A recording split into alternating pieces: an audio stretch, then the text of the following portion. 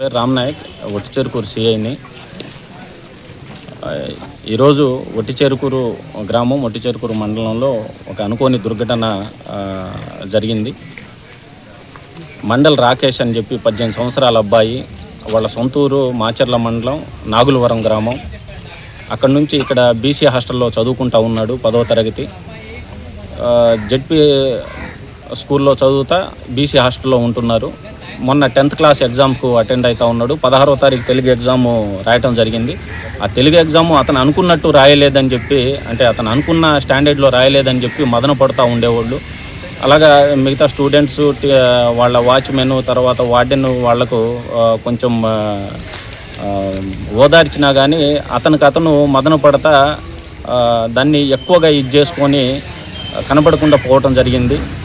అలాగా hostel staff కానీ లేకపోతే పేరెంట్స్ కానీ అందరికీ ఇది కనబడట్లేదని చెప్పి తెలిసి అన్ని ప్రయత్నాలు చూశారు. నిన్నటి రోజు మా పోలీస్ స్టేషన్కి వచ్చి కనబడట్లేదని చెప్పి మిస్సింగ్ కేసు ఇవ్వటం జరిగింది. మా వంతుగా కేసు రిజిస్టర్ చేసి సీసీ క్యామ్స్ అవన్నీ వెరిఫై చేయటం జరిగింది. అయినా కానీ నిన్నటి రోజు ఎక్కడ కనబడలేదు. అతను మదన పడుతూ ఇలాగ ఎగ్జామ్ సరిగా రాయలేదనే ఉద్దేశంతో చనిపోయి ఉండాలని చెప్పి భావిస్తున్నాము.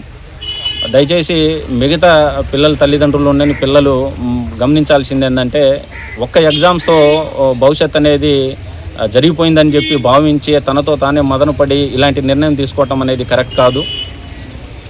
ఆ పిల్లలపైన ఆధారపడినటువంటి తల్లిదండ్రులు ఉంటారు, ఫ్రెండ్స్ ఉంటారు, అలాగే బంధుమిత్రులు ఉంటారు. వాళ్ళు కూడా దృష్టిలో పెట్టుకోవాలి. ఈ ఎగ్జామ్ ఒకసారి ఫెయిల్ అయినట్టయితే ఆల్టర్నేటివ్ చాలా ఉంటాయి, ప్రత్యామ్నాయ రూట్లు ఉంటాయి, అలాగే ఇమీడియట్గా సప్లిమెంటరీ ఎగ్జామ్స్ అనేవి ఉంటాయి. అవన్నీ మనసులో పెట్టుకోవాలి తప్ప ఒక్క చిన్న విషయం జరిగిందని చెప్పి కుంగిపోయి ఇలాంటి నిర్ణయం తీసుకోవటం అనేది కరెక్ట్ కాదు. దయచేసి అర్థం చేసుకోవాలని చెప్పి కోరుతున్నాం.